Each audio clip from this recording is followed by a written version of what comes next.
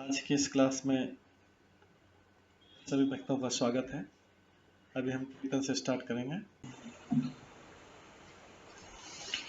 जय राधा माधव कुंज बिहारी, जय राधा माधव कुंज बिहारी, जय गोपीजन वल्लभ गिरिवर धारी, जय गोपीजन वल्लभ गिरिवर धारी, यशोदानंदन व्रज जनरंजन, यशोदानंदन व्रज जनरंजन, यमुना तीरावनचारी,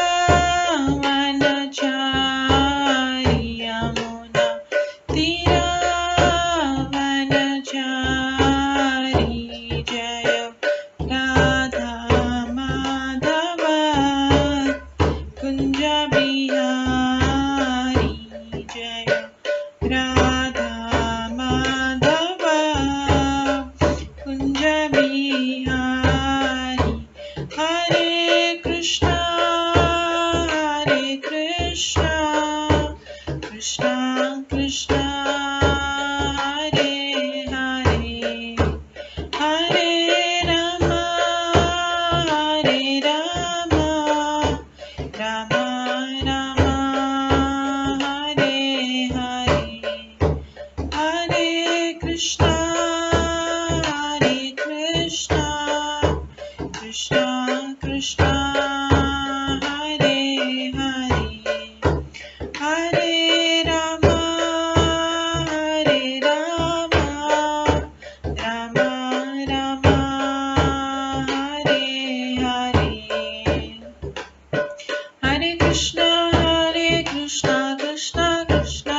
हरे, हरे राम राम राम हरे हरे, हरे कृष्णा कृष्णा कृष्णा हरे हरे, हरे राम राम राम हरे हरे, हरे कृष्णा कृष्णा कृष्णा हरे हरे, हरे राम राम राम हरे हरे, हरे कृष्णा कृष्णा कृष्णा हरे हरे, हरे राम राम राम हरे हरे, हरे कृष्णा कृष्णा कृष्णा हरे हरे, हरे राम राम राम हरे हरे, जय राधा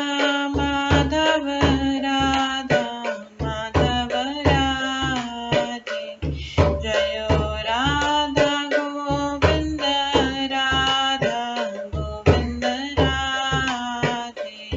जय गौरनिताय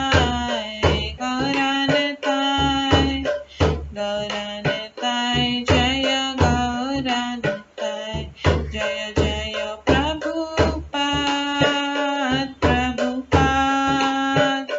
प्रभुपाद जय जय प्रभुपाद, जय जय गुरुदेव जय जय गुरुदेव, नित्य गौर हरि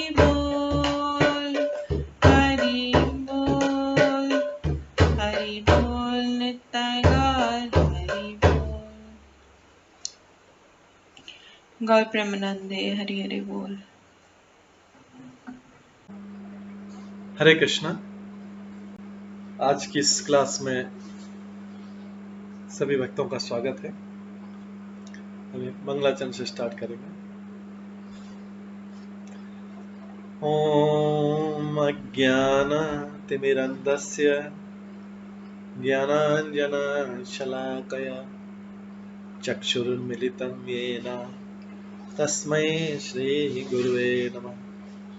श्रीचैतन्यमनोभीष्टं स्थापितं येन भूतले स्वयं रूप कदा मह्यं ददाति स्वपदान्तिकम्।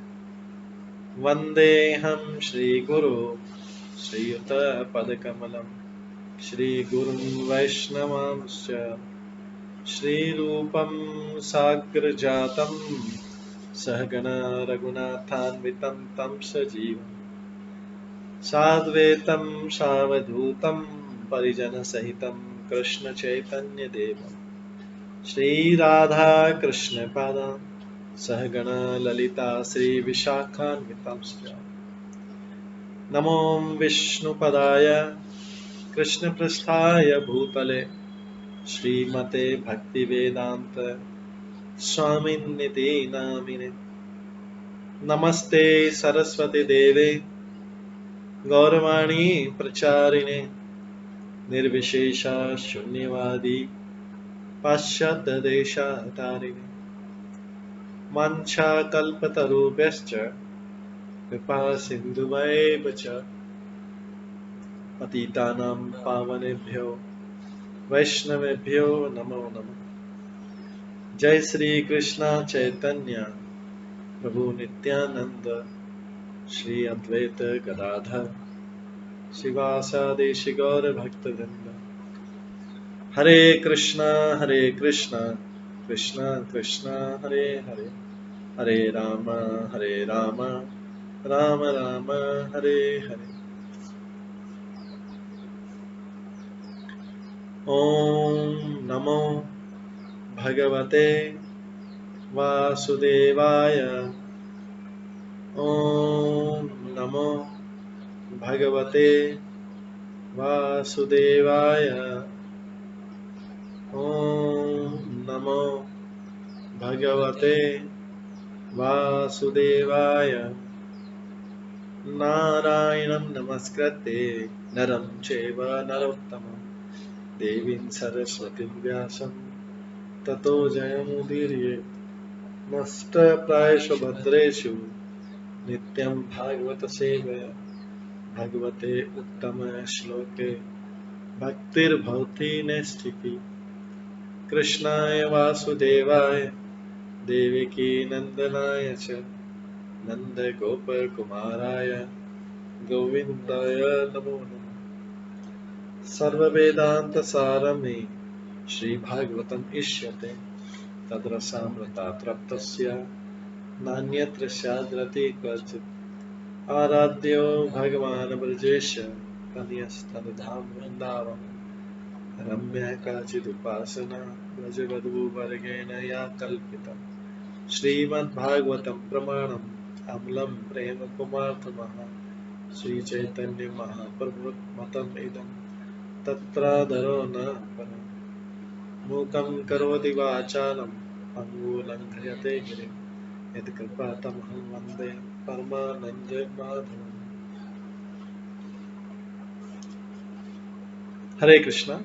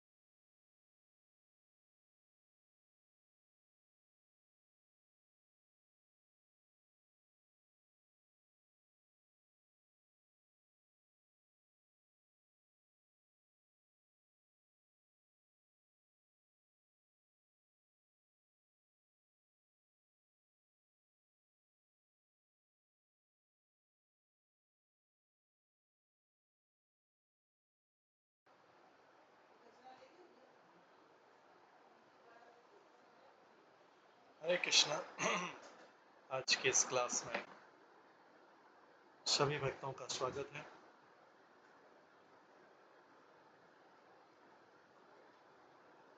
कल हम श्रवण कर रहे थे श्रीमद् भागवतम के 6ठे स्कंद के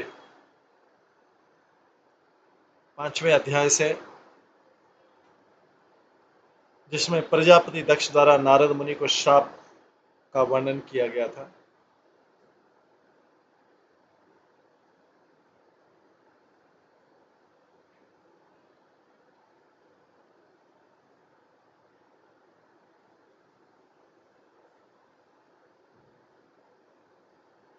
इसमें हमने श्रवण किया था कि जब दक्ष ने सुना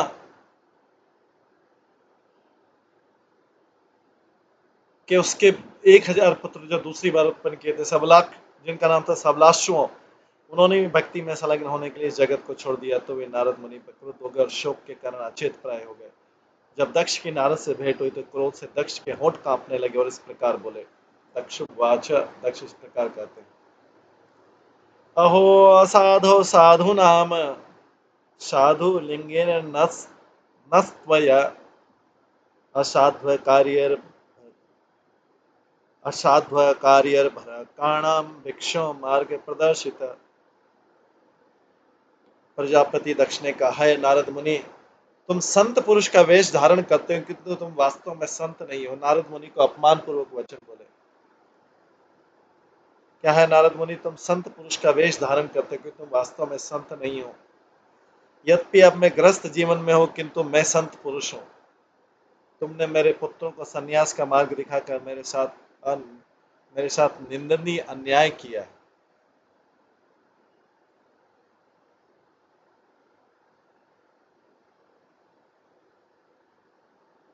तात्पर्य श्री चैतन्य महाप्रभु ने कहा है, सन्यासी अल्प छिद्र सर्वलोके गाय। समाज में अनेक सन्यासी, वानप्रस्थ, ग्रस्त तथा ब्रह्मचारी मिलेंगे, किंतु यदि वे सब अपने कर्तव्य के अनुसार उचित ढंग से रहे तो उन्हें साधु समझा जाता है। प्रजापति दक्ष निश्चय साधु थे, क्योंकि उन्होंने ऐसी महान तपस्या की थी कि भगवान विष्णु उनके समक्ष प्रकट हुए थे, तो भी उनमें त्रुटि निकालने की मनोवृत्ति थी। उन्होंने अनुचित तौर पर सोचा कि नारद मुनि असाधु हैं, नारद मुनि को असाधु बोल दिया और स्वयं को साधु बोल दिया। नारद मुनि असाधु हैं क्योंकि नारद ने उनके इरादों को ध्वस्त कर दिया। दक्ष ने अपने पुत्रों को नारायण सरस के पास तपस्या करने के लिए इस अभिलाषा से भेजा था कि वे ज्ञान से युक्त पूर्णताग्रस्त बन सके, किंतु नारद मुनि ने तपस्या में उनकी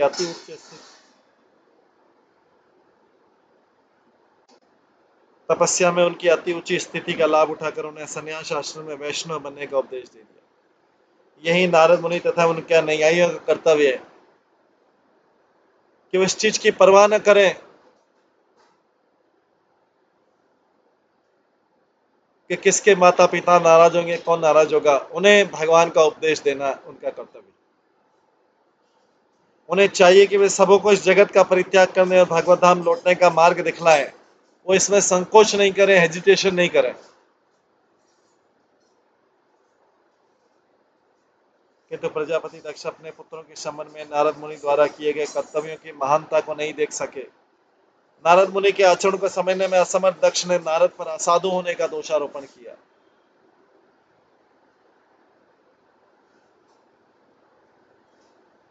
इस संदर्भ में भिक्षु मार्ग शब्द अत्यंत महत्वपूर्ण है। सन्यासी को त्रिदंड भिक्षु कहा जाता है क्योंकि उसका कर्तव्य है कि गृहस्थों के घरों से भिक्षा मांगे और गृहस्थों को आध्यात्मिक उपदेश दे। इस संदर्भ में भिक्षु मार्ग शब्द अत्यंत महत्वपूर्ण है। सन्यासी को त्रिदंड भिक्षु कहा जाता है। उसका कर्तव्य है वह गृहस्थों के घरों से भिक्षा मांगे और गृहस्थों को आध्यात्मिक उपदेश दे। सन्यासी को द्वार द्वार जाकर भिक्षा मांगने की अनुमति है, किंतु गृहस्थ ऐसा नहीं कर सकता। गृहस्थ को किसी के यहाँ भिक्षा नहीं मांगनी चाहिए, लेकिन सन्यासी भिक्षा मांग सकता है, क्योंकि सन्यासी आध्यात्मिक कार्यों में लगा हुआ है। उसके पास समय नहीं है कमाने का, खाने का। सन्यासी के पास समय नहीं है, लेकिन गृहस्थ जीवन ही तो लोग खाने पीने कमाने में लगे हैं। तो सन्यासी को द्वार द्वार पर भिक्षा मांगने की अनुमति है, लेकिन गृहस्थ ऐसा नहीं कर सकता। गृहस्थ को 4 आश्रम के अनुसार अपनी जीविका चला सकता है।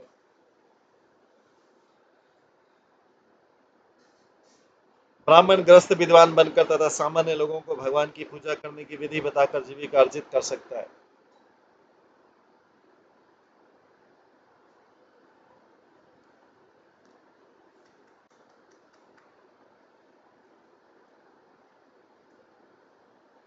ब्राह्मण जो है गृहस्थ विद्वान बनकर तथा सामान्य लोगों को भगवान की पूजा करने की विधि बताकर जीविका अर्जित कर सकता है।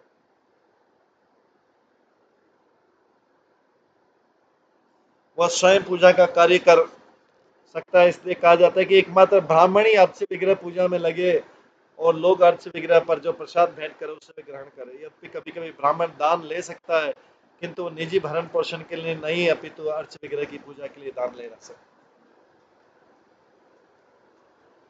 इस तरह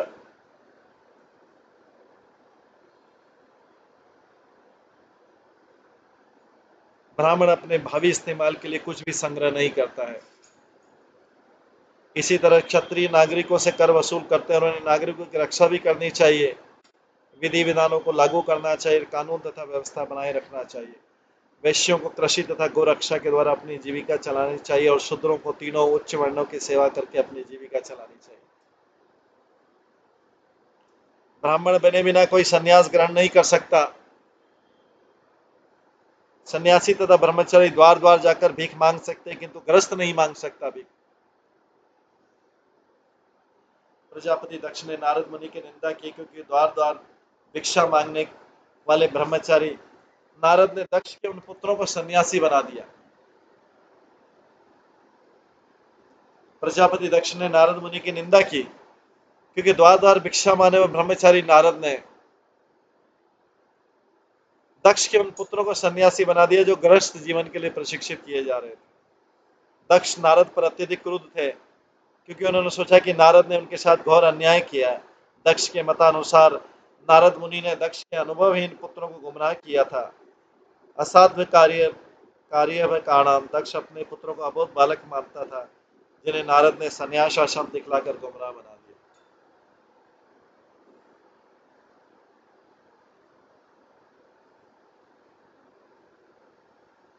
इन सब बातों के कारण प्रजापति दक्ष ने नारद मुनि पर दोषारोपण किया कि वे असाधु थे और उन्हें साधु का वेश नहीं धारण करना चाहिए।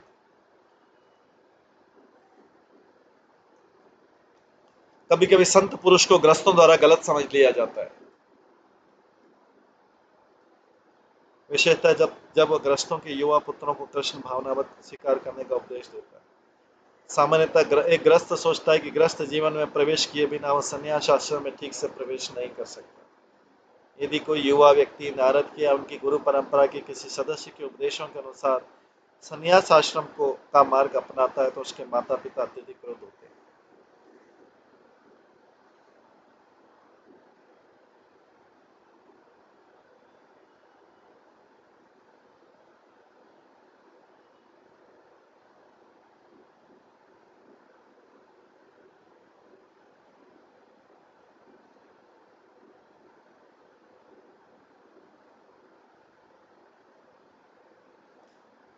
कभी कभी संत पुरुषों को ग्रस्तों द्वारा गलत समझ लिया जाता है, विशेषतः जब वो ग्रस्त के युवा पुत्रों को कृष्ण भावना में स्वीकार करने का उपदेश देता है। सामान्यतः ग्रस्त सोचता है कि ग्रस्त जीवन में प्रवेश किए बिना संन्यास आश्रम में ठीक से प्रवेश नहीं कर सकता।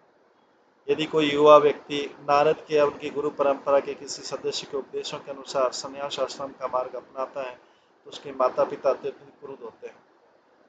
यही घटना हमारे कृष्ण भावनामत आंदोलन में भी देखी जाती है, क्योंकि हम पाश्चात्य देशों के सारा युवा बालकों को संन्यास मार्ग अपनाने के लिए शिक्षा दे रहे हैं।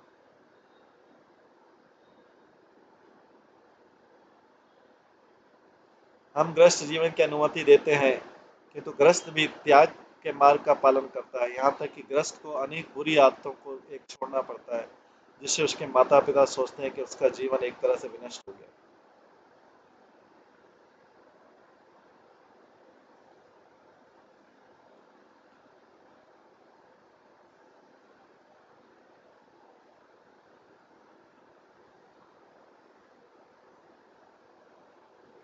हम मांसाहार, अवैध मैथुन, जुआ, तथा नशा की अनुमति नहीं देते हैं। फलस्वरूप माता पिता आश्चर्य करते हैं कि किस तरह जीवन सकारात्मक हो सकता है जबकि इतने निषेध लगे हुए हैं। विशेषतः पाश्चात्य देशों में 4 निषिद्ध कार्य एक तरह से आधुनिक जनसमूह के प्राणाधार हैं। इसलिए माता पिता कभी कभी हमारे आंदोलन को नापसंद करते हैं। जिस तरह प्रजापति दक्ष को नारद के कार्य अच्छे नहीं लगे और उन्होंने नारद पर बेईमानी का दोषारोपण कर दिया। भले ही माता पिता हम पर रुष्ट हों, किंतु हमें बिना हिचक के अपना कर्तव्य निभाना है, क्योंकि हम नारद मुनि के शिष्य परंपरा में।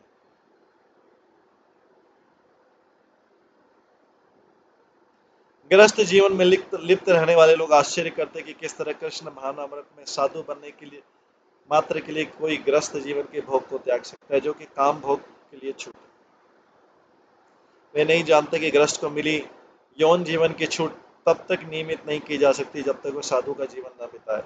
अतः वैदिक सभ्यता का आदेश है कि 50 वर्ष की आयु होते ही मनुष्य गृहस्थ जीवन का परित्याग कर दे। यह अनिवार्य है। किंतु आधुनिक सभ्यता गुमराह हो चुकी है, अतः ग्रस्त लोग मृत्यु तक पारिवारिक जीवन में लगे रहना चाहते हैं, इसलिए वे कष्ट उठाते हैं। ऐसे मामलों में नारद मुनि के शिष्य तरुण पीढ़ी के सभी सदस्यों को कृष्ण भावनावन आंदोलन में तुरंत शरीक होने की सलाह देते हैं। इसमें कोई बुराई नहीं।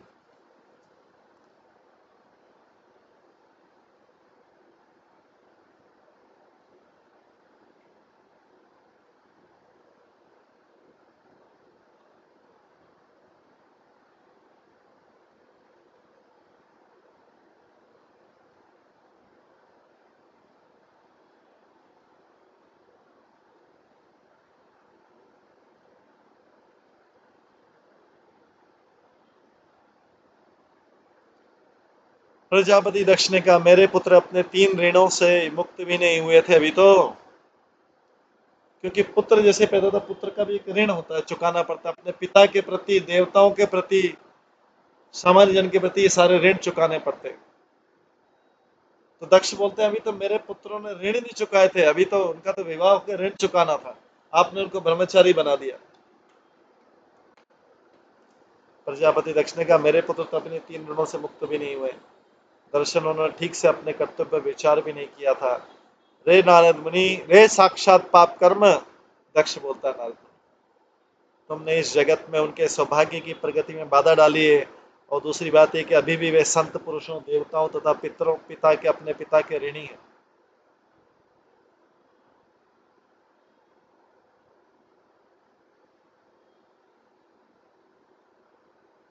क्योंकि जो ही ब्राह्मण जन्मता उस पर 3 ऋण पड़ जाते हैं, ऋषि ऋण, देव ऋण और पितृ ऋण। संत पुरुषों के ऋण से ऋण होने के लिए ब्राह्मण के पुत्र को ब्रह्मचर्य का पालन करना आवश्यक है। देव ऋण से ऋण रखने के लिए कर्मकांड करना तथा पितृ ऋण से ऋण करने के लिए संतान उत्पन्न करना आवश्यक है।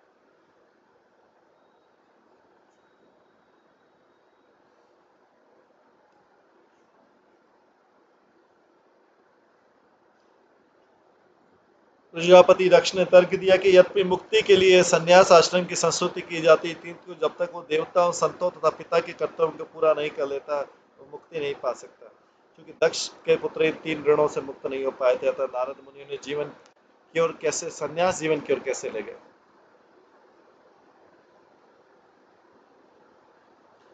स्पष्ट कि प्रजापति दक्ष को शास्त्रों का अंतिम निर्णय ज्ञात नहीं था। जैसा कि अंतिम निर्णय क्या है, भागवत गीता के 11वें स्कंद के 5वें अध्याय के 41वें श्लोक में बोला गया, देवर्षि भूताप्तनृणां पितॄणां न किंकरो नायं ऋणी च राजन् सर्वात्मनाय शरणं शरण्यं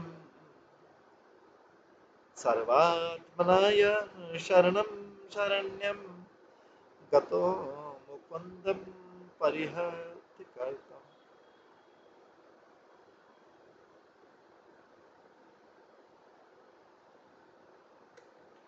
हर व्यक्ति देवताओं, सामान्य जीवों, अपने परिवार, पिता इत्यादि का ऋणी होता है।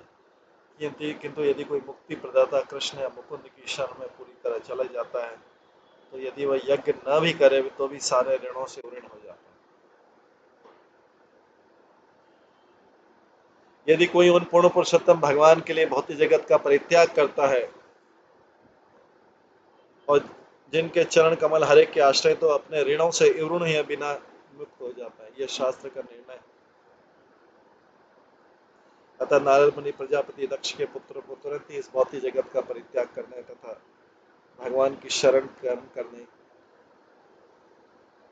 के लिए उपदेश देने में पूरी तरह से सही थी।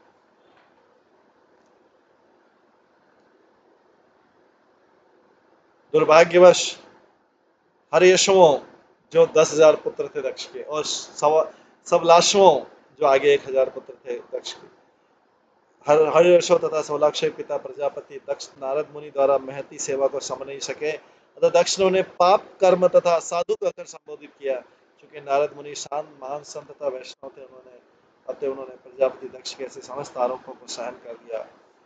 उन्होंने प्रजापति दक्ष के सारे पुत्रों का उद्धार करके उन्हें भागवत धाम वापस जाने में समर्थ बनाकर वैष्णव के रूप में अपना कर्तव्य पूरा कर दिया।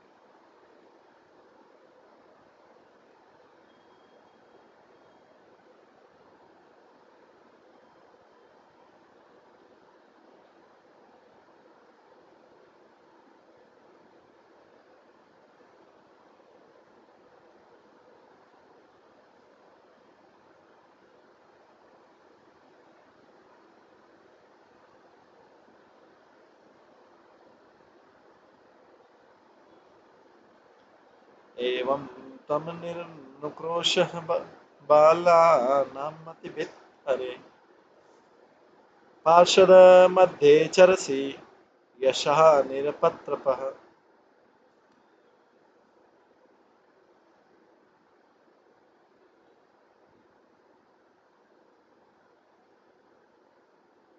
प्रजापति दक्ष ने आगे का इस तरह अन्य जीवों के प्रति हिंसा करके भी अपने को भगवान विष्णु का पार्षद करते तुम भगवान को बदनाम कर रहे हो। प्रजापति दक्ष को, इसलिए तुम निर्लज्ज निर्दयी हो, तुम भगवान के निजी संगियों के साथ किस तरह विचरण कर सकते हो।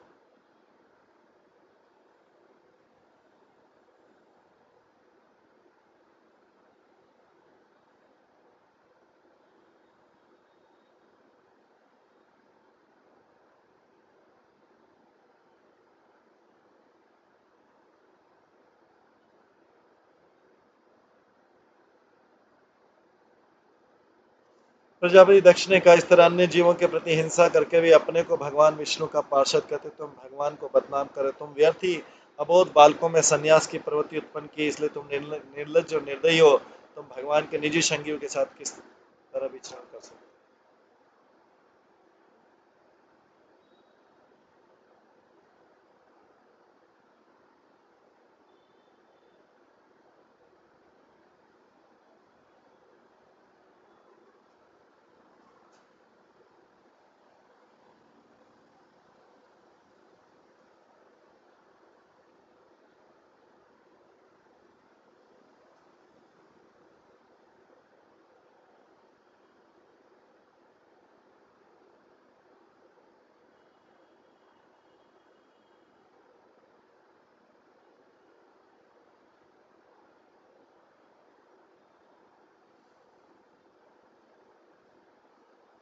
इस तरह अन्य जीवों के प्रति हिंसा करके भी अपने को भगवान विष्णु का पार्षद कहते तुम भगवान को बदनाम कर रहे हो, तुमने व्यर्थ ही अबोध बालकों में संन्यास की प्रवृत्ति उत्पन्न की, इसलिए तुम निर्लज्ज और निर्दयी हो, तुम भगवान के निजी संगियों के साथ किस तरह विचरण कर सकते हो।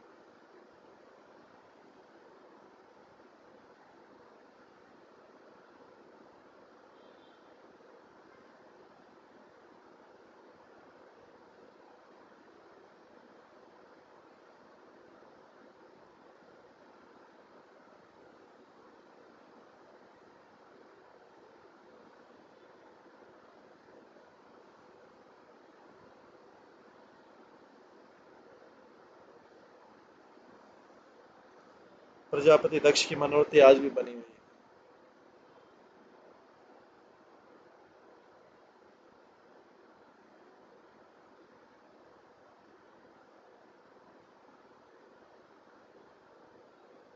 जब युवागण कृष्ण भावनामृत आंदोलन में शरीक होते हैं तो उनके पिता एवं तथाकथित अभिभावक कृष्ण भावनामृत आंदोलन के संस्थापक पर अत्यधिक क्रुद्ध होते हैं, मतलब प्रभुपाद अपना बताने, क्योंकि वे सोचते हैं कि उनके पुत्रों को व्यर्थ ही प्रेरित करके उन्हें खाने पीने तथा मौज उड़ाने के भौतिक भोगों से वंचित कर दिया गया। कर्मी यह सोचते हैं कि इस भौतिक जगत में वर्तमान जीवन का पूरी तरह भोग करना चाहिए और उच्च लोकों में जाने के लिए कुछ पुण्य कर्म भी कर लेने चाहिए, जिससे कि अगले जीवन में भी आनंद भोग हो सके। किंतु योगी, और वो भी भक्ति योगी, इस भौतिक जगत के मतों के प्रति क्रूर होता है। वह उन्नत भौतिकतावादी सभ्यता में दीर्घ जीवन का भोग करने के लिए देव लोकों की यात्रा में रुचि नहीं रखता है। जैसा कि प्रबोधानंद सरस्वती ने कहा गया, केवल्यम नरकाते नरकायते त्रिदशपुर आकाश पुष्पायते। भक्त के लिए ब्रह्म में तादात्म्य में नरक के तुल्य और देवलोकों का जीवन मृग तृष्णा के समान है, जिसका कोई अस्तित्व नहीं होता। शुद्ध भक्त योग सिद्धि, उच्च लोगों की यात्रा या ब्रह्म से एकाकार होने में रुचि नहीं रखता।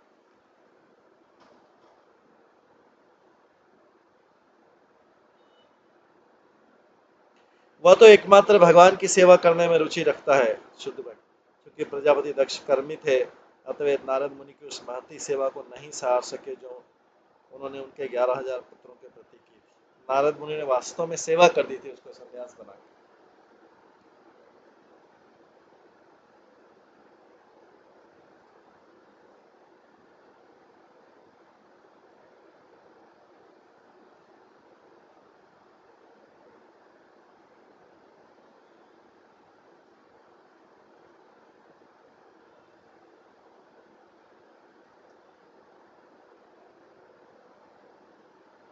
ननु भागवता नित्यं भूतानुग्रह कातरा ऋते त्वां सुहृदघ्नं वैरम करम अवेरिणाम। तुम्हें छोड़कर अन्य सारे भक्त बद्ध जीवे के प्रति अत्यंत दयालु हैं।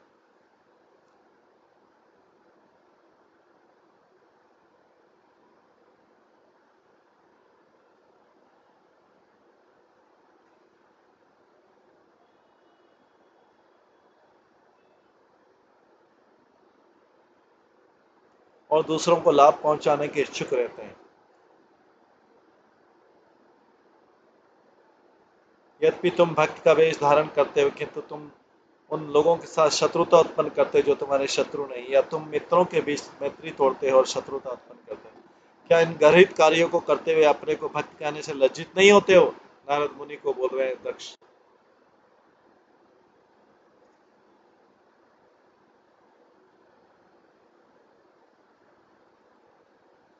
तो दक्ष बोल रहा है नारद मुनि को कि तुम्हें छोड़कर अन्य सारे भगवत भक्त बद्ध जीवों के प्रति दयालु और दूसरों को लाभ पहुंचाने के इच्छुक रहते हैं, यद्यपि तुम भक्त का वेश धारण करते हो।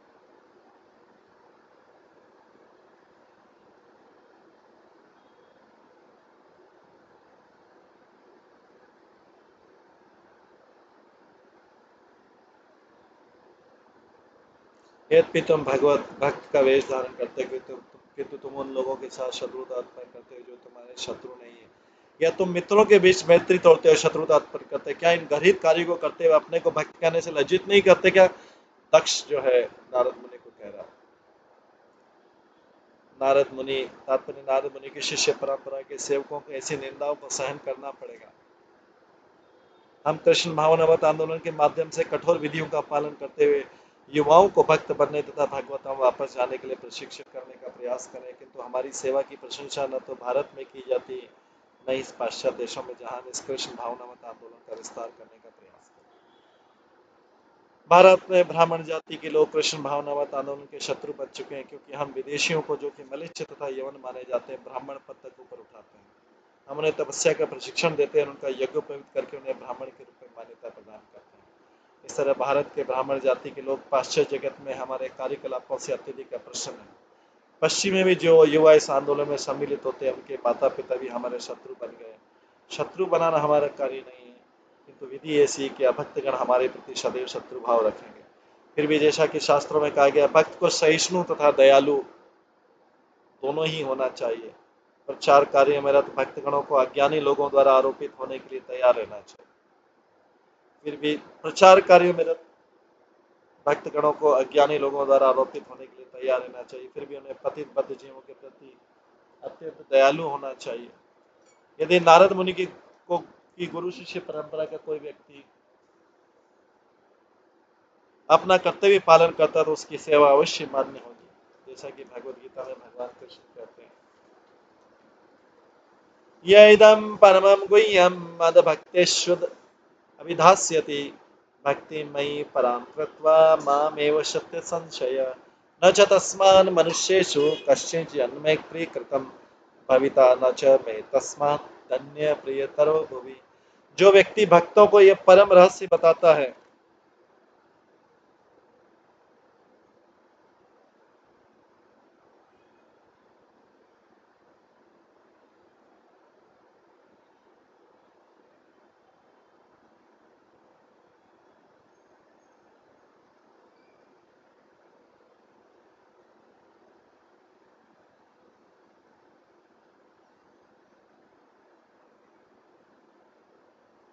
जो व्यक्ति भक्तों को यह परम रहस्य बताता है वो शुद्ध भक्ति को प्राप्त कराता, अंत में वो मेरे पास वापस आता है। इस संसार में उसकी अपेक्षा कोई अन्य सेवक न तो मुझे अधिक प्रिय न कभी होगा। हमें भगवान कृष्ण के संदेश का प्रचार करते रहना और शत्रुओं से डरना नहीं है। हमारा एकमात्र कर्तव्य अपने इस प्रचार के द्वारा जो श्री चैतन्य तथा भगवान कृष्ण द्वारा सेवा के रूप में स्वीकार किया जाएगा, भगवान को तुष्ट करना। इस श्लोक में श्रुतघ्नम शब्द का प्रयोग है। चूंकि नारद मुनि तथा उनकी गुरु शिष्य परंपरा के सदस्य मैत्री तथा पारिवारिक जीवन को छिन्न भिन्न रखते हैं, अतः कभी कभी उन्हें सुहृदम अर्थात संबंधी के बीच शत्रुता उत्पन्न करने वाला कहा जाता है। वस्तुत ऐसे भक्त हर जीव के मित्र सुहृदम सर्वभूतानां, किंतु ब्रह्मवश उन्हें शत्रु समझा जाता है। प्रचार कार्य कठिन तथा कृतज्ञ कार्य हो सकता है, किंतु प्रचारक को भगवान के आदेश का पालन करना चाहिए और भौतिकतावादी व्यक्तियों से निडर रहना चाहिए।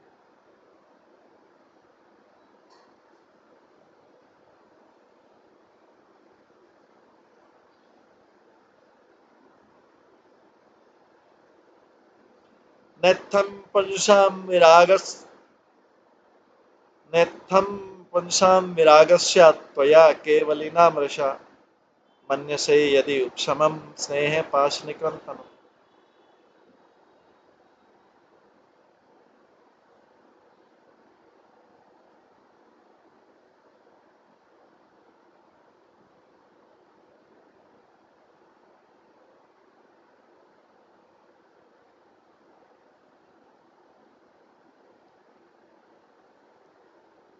प्रजापति दक्ष ने कहा, यदि तुम सोचते हो कि वैराग्य की भावना जागृत करने से मनुष्य भौतिक जगत से विरक्त हो जाएगा, तो मैं कहूंगा कि पूर्ण ज्ञान के जागृत हुए बिना तुम्हारी केवल वेश बदलने से सामान्य वैराग्य उत्पन्न नहीं किया जा सकता।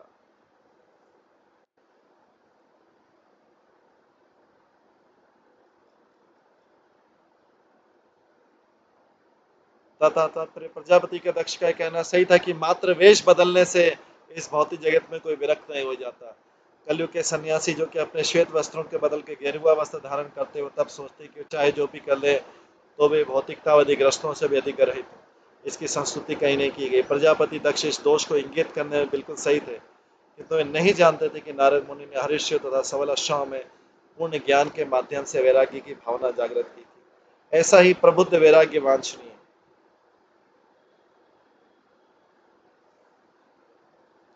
मनुष्य को पूर्ण ज्ञान के साथ संन्यास आश्रम में प्रवेश करना चाहिए, ज्ञान वैराग्य, क्योंकि जीवन की सिद्धि तभी संभव है जब वो इस भौतिक जगत को इस तरह से छोड़े। मनुष्य को पूर्ण ज्ञान के साथ संन्यास आश्रम में प्रवेश करना चाहिए।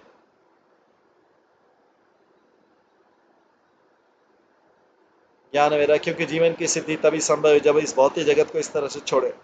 उच्च पद तक सरलता से पहुंचा जा सकता है, जैसा कि श्रीमद् भागवतम के कथनों समर्पित है। वासुदेव भगवती भक्ति योग प्रयोजित जनत्याशु वैराग्यम ज्ञानम चाहिए तो कम। भगवान कृष्ण की भक्ति करने से मनुष्य को तुरंत अहेतुक ज्ञान तथा संसार से वैराग्य प्राप्त हो जाता है। यदि कोई व्यक्ति गंभीरतापूर्वक भगवान वासुदेव की भक्ति में लगता है तो उसमें ज्ञान तथा वैराग्य स्वतः प्रकट हो जाते हैं, इसमें कोई संशय नहीं। प्रजापति दक्ष का यह दोषारोपण कि नारद ने उनके पुत्रों को ज्ञान के पद तक ऊपर नहीं उठाया था, सच नहीं।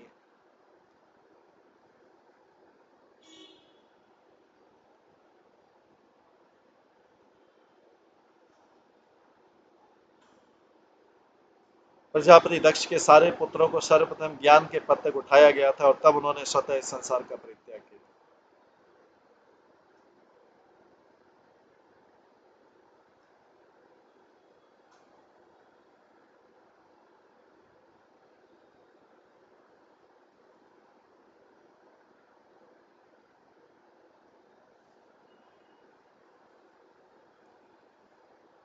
प्रजापति दक्ष के सारे पुत्रों को नारद मुनि ने सर्वप्रथम ज्ञान के पद तक उठाया था, तब उन्होंने स्वतः इस संसार का परित्याग कर दिया था। पुत्रों ने संक्षिप्त है, जब तक मनुष्य का ज्ञान जागृत नहीं होता, वैराग्य नहीं आ सकता कि उच्च ज्ञान के बिना मनुष्य भौतिक भोग सुख के प्रति आसक्ति को त्याग नहीं सकता। नानुभूय न जानाति पुमानि विषयति क्षणम निर्विद्यते स्वयं तस्मान् तथा भिन्न धी परे। निसंदेह भौतिक भोग ही सब दुखों का कारण है, किंतु कोई इसे तब तक नहीं छोड़ पाता जब तक वो स्वयं यह अनुभव नहीं कर लेता कि ये कितना कष्टप्रद है। भौतिक भौतिक भोग कितना कष्टप्रद है। भौतिक भोग ही सभी दुखों का कारण है, किंतु कोई इसे तब तक नहीं छोड़ पाता जब तक वो स्वयं यह अनुभव नहीं कर लेता कितना कष्टप्रद है। इसलिए मनुष्य को तथाकथित भौतिक भोग में रहने देना चाहिए, साथ ही साथ उसे मिथ्या भौतिक सुख के कष्ट का अनुभव करने के ज्ञान में प्रगति करते रहने देना चाहिए। तब अन्यों की सहायता के बिना ये भौतिक भोग को घृणित पाएगा। जिससे मन अन्यों द्वारा परिवर्तित किए जाते हैं वे उतने विरक्त नहीं होते जितने के निजी अनुभव वाले व्यक्ति होते हैं। कहा जाता है कि जब तक स्त्री गर्भवती नहीं होती तब तक शिशु को जन्म देने के कष्ट को नहीं समझती। बंध्या की बुझिबे प्रसव वेदना। बंध्या शब्द का अर्थ है पांच औरत। ऐसी स्त्री शिशु को जन्म नहीं दे सकती तो भला वो प्रसव पीड़ा का कैसे अनुभव करेगी। प्रजापति दक्ष की विचारधारा के अनुसार स्त्री को पहले गर्भवती होना चाहिए, तब शिशु को प्रसव पीड़ा की अनुभव करना चाहिए। तब यदि बुद्धिमती है तो पुनः गर्भवती नहीं होना चाहिए, किंतु वास्तव में तथ्य नहीं है।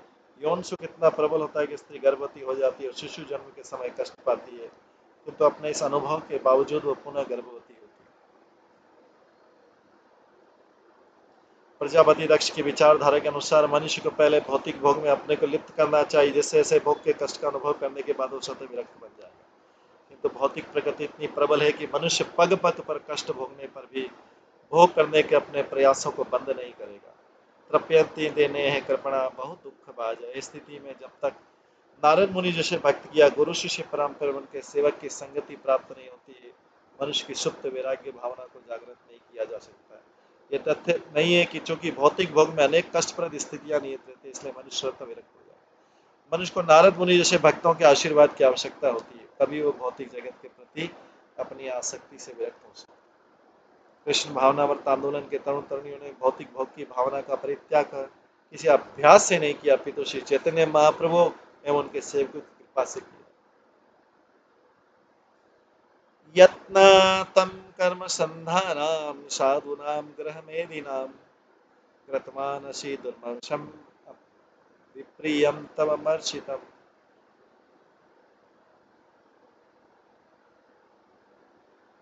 यद्यपि मैं अपनी पत्नी तथा बच्चों के साथ ग्रस्त जीवन में रहता हूँ, किंतु मैं पाप फलों से रहित जीवन का आनंद भोगने के लिए सकाम कर्म में लगकर वैदिक आदेशों का ईमानदारी के साथ पालन करता हूँ। मैंने सभी प्रकार के यज्ञ संपन्न किए, जिसमें देव यज्ञ, ऋषि यज्ञ, पितृयज्ञ तथा नरयज्ञ सम्मिलित है। चूंकि यज्ञ व्रत कहलाते हैं इसलिए मैं ग्रह व्रत कहलाता हूँ।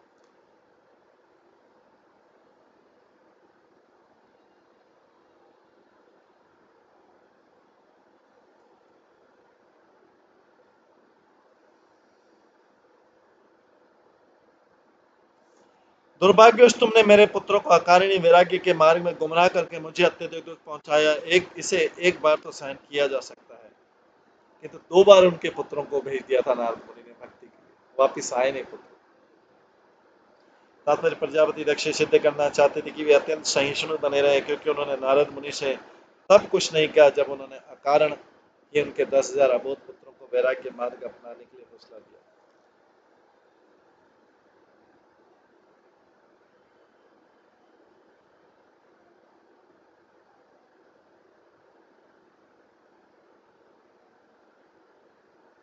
कभी कभी गृहस्थों को गर्म नदी होने का दोषी ठहराया जाता है, क्योंकि ग्रह यदि बिना आध्यात्मिक उन्नति के पारिवारिक जीवन से तुष्ट रहते हैं, किंतु ग्रस्त तो इससे भिन्न रहते हैं, क्योंकि वे अपने पत्नियों तथा बच्चों के साथ ग्रस्त जीवन तो बिताते हैं, किंतु आध्यात्मिक उन्नति के लिए उत्सुक रहते हैं। यह सिद्ध करना चाहते हैं कि वे नारद मुनि के प्रति उदार हो रहे हैं। प्रजापति पक्ष ने बलपूर्वक कहा कि जब नारद ने उनके पहले वाले पुत्रों को गुमराह किया तो उन्होंने कोई कार्रवाई नहीं की। वे दयालु तथा सहिष्णु बने रहे, किंतु वे दुखी थे, क्योंकि नारद मुनि ने दोबारा उनके पुत्रों को गुमराह किया। इसलिए वे सिद्ध करना चाहते हैं कि यद्यपि नारद साधु का सा वेश बनाए, किंतु वास्तव में साधु नहीं है, बल्कि ग्रस्त होते हुए स्वयं नारद मुनि से बड़े साधु। तो यह दक्ष इस बात को सिद्ध करना चाह रहा है कि वो नारद मुनि से बड़ा साधु। इसके बाद दक्ष नारद मुनि को कहता है, तंतु क्रंतन यत्न त्वम अभद्रम अचर पुनः तस्मात् लोकेशु ते मूढ़ न भवेत भ्रमत पदम। तुमने मेरे पुत्रों को मुझसे एक बार विलग कराया, पुनः तुमने वही अशुभ कार्य किया है। अतः तुम धूर्त हो, और जो धूर्त हो, जो ये नहीं जानना चाहता है कि अन्यों के साथ किस तरह व्यवहार करना चाहिए। भले ही तुम ब्रह्मांड भर में भ्रमण करते रहते हो, किंतु मैं तुम्हें श्राप देता हूं कि तुम्हारा भी कब कहीं भी निवास स्थान नहीं होगा। दक्ष ने नारद मुनि को श्राप दिया, क्योंकि नारद मुनि ने उनके पुत्रों को वैराग्य करवा दिया। तात्पर्य चूंकि प्रजापति ऐसे ग्रहमेधी थे जो ग्रस्त जीवन में बने रहना चाहते थे, अतः उन्होंने सोचा कि यदि नारद एक स्थान में न रहने पाए, अभी तो सारे जगत में भ्रमण करते रहे, तो उनके लिए बड़ा दंड होता। किंतु वस्तुतः प्रचारक के लिए ऐसा दंड वरदान बन जाता है। प्रचारक परिव्रजकाचारी कहलाता है, अर्थात ऐसा आचार्य या शिक्षक जो मानव समाज के लाभ हेतु सदैव विचरण करता रहता है। प्रजापति दक्ष ने यह कहते हुए नारद मुनि को शाप दिया कि यद्यपि उन्हें सारे ब्रह्मांड में भ्रमण करने की सुविधा है, किंतु वे किसी भी एक स्थान में कभी ठहर नहीं सकेंगे। शाप दे दिया। नारद मुनि की परंपरा में मैं भी शापित हुआ हूँ। प्रभुपाद बोलते हैं, नारद मुनि की परंपरा में भी शापित हुआ। यद्यपि ऐसे अनेक केंद्र जो मेरे रहने के लिए उपयुक्त स्थान हो सकते हैं, तो मैं कहीं पे ठहर नहीं पाता, क्योंकि मैं अपने तरुण शिष्यों के माता पिता द्वारा शापित हूँ। प्रभुपाद बोल रहे हैं अपने बारे में। जब से कृष्ण भावना जानना चालू किया, मेरे 2 वर्षों में 2-3 बार सारे संसार की यात्रा की, और जहाँ जहाँ मैं जाता हूँ वहाँ मुझे आरामदेह स्थान ठहरने को दिया जाता है, किंतु मैं कहीं भी 3 दिन या एक सप्ताह से अधिक रुक नहीं पाता। मैं अपने शिष्यों के माता पिताओं के इस शाप की परवाह नहीं करता, किंतु अब यह आवश्यक है कि मैं किसी एक स्थान पर अन्य कार्य को श्रीमद् भागवतम के इस अनुवाद को पूरा करने के लिए ठहरूं। यदि मेरे तरुण शिष्य, विशेष रूप से जिन्होंने संन्यास ग्रहण किया है, सारे जगत में भ्रमण करने का कार्यभार ले सकेंगे, तो मेरे लिए संभव हो सकता है कि मेरे माता पिताओं का यह शाप इन तरुण प्रचारकों पर अंतरित कर सकूं। तब मैं सुविधापूर्वक एक स्थान पर अनुवाद का कार्य करने के लिए बैठ सकूं। श्री शुक वाच।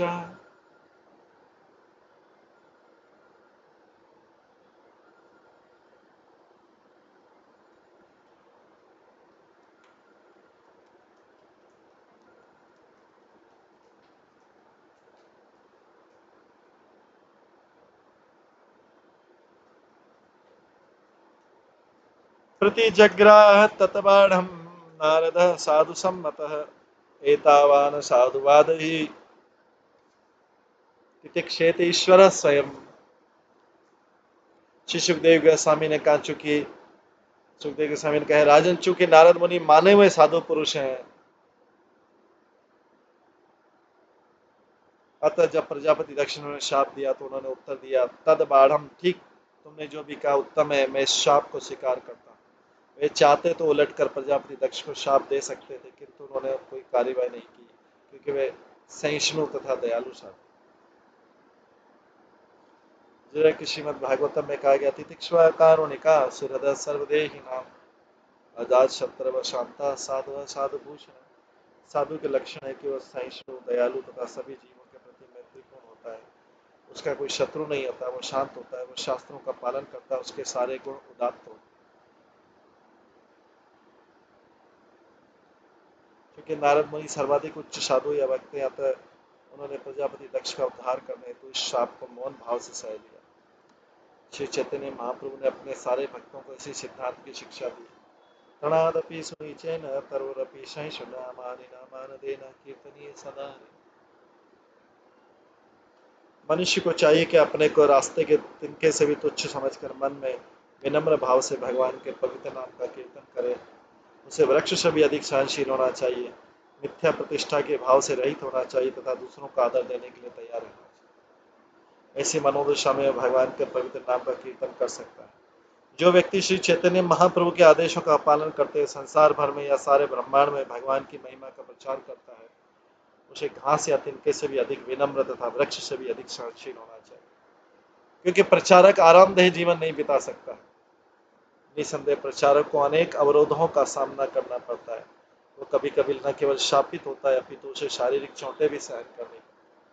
उदाहरण, जब नित्यानंद प्रभु जगाई तथा मघाई नामक दो चक्के भाइयों के पास कृष्ण भवन का प्रचार करने गए तो उन्होंने उन्हें चोट पहुंचाई, जिससे उनके सिर से खून बहने लगा। फिर भी उन्होंने सहिष्णुता पूर्वक उन दोनों चक्कों का उद्धार किया, जगह मेघा को उद्धार किया नित्यानंद प्रभु, जिससे वो पूर्ण वैष्णव बन सके। प्रचारक का यही करता है कि जीसस क्राइस्ट को तो सूर्य पर चढ़ना भी पड़ा था, अतः नारद मुनि को दिया गया शाप अधिक आश्चर्यप्रद नहीं था, उन्होंने उसे सहन किया। अब ये पूछा जा सकता है कि नारद मुनि प्रजापति दक्ष के सम्मुख क्यों रुके रहे।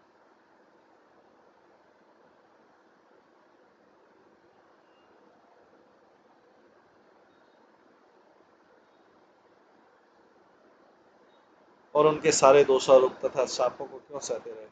क्या यह दक्ष के लिए उद्धार के लिए था? उत्तर हाँ। श्री विश्वनाथ चक्रवर्ती ठाकुर कहते हैं कि प्रजापति दक्ष द्वारा अपमानित होने के बाद नारद मुनि को वहां से तुरंत चले जाना चाहिए था, किंतु वे जानबूझ के दक्ष के कटु शब्दों को सुनने के लिए रुके रहे, जिससे दक्ष का क्रोध शांत।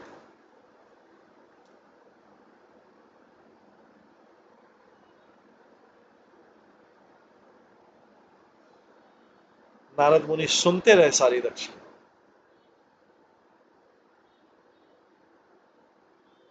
प्रजापति दक्ष कोई सामान्य व्यक्ति नहीं थे, उन्होंने अनेक पुण्य कर्मों के फल संचित कर रखे थे।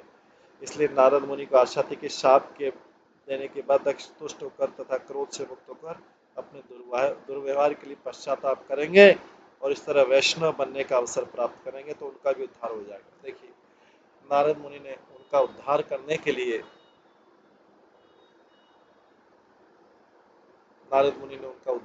के लिए उनकी सारी बातों को सहन किया। उन्होंने सोचा कि नारद मुनि इस बार थक जाएंगे और पश्चाताप करेंगे, फिर नहीं तो फिर अगर नारद मुनि छोड़ के चले जाते तो दक्ष का वैष्णव अपराध हो जाता, नारद मुनि के प्रति अपराध हो जाता। नारद मुनि सुनते रहे, बाद में उनको लगे कि पश्चाताप करेंगे। जैसे जब जगाई मधाई ने नित्यानंद का अपमान किया था,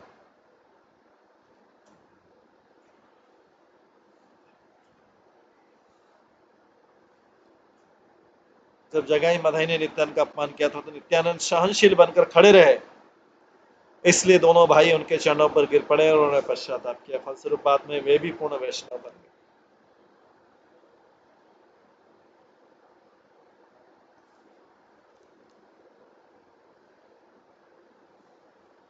इस प्रकार प्रजापति द्वारा दक्ष द्वारा नारद मुनि को शाप मिला। उसके कारण नारद मुनि आज भी कहीं एक जगह रुक नहीं पाते। लेकिन नारद मुनि के लिए अच्छा है, उनके लिए अच्छा है कि मैं जगह जगह घूमता रहूं, कहीं रुकूं। ये था प्रजापति के पुत्रों का हिसाब। 11,000 पुत्र उत्पन्न किए, लेकिन एक भी नहीं रहा। तो उनका वंश कैसे चला? दक्ष की कन्याओं का वंश जो है,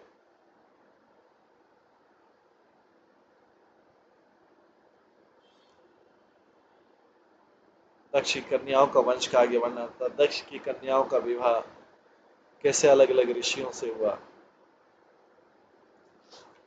और उससे कैसे जो है आगे संतानें बढ़ी, वो सब हम कल की क्लास में श्रवण करेंगे।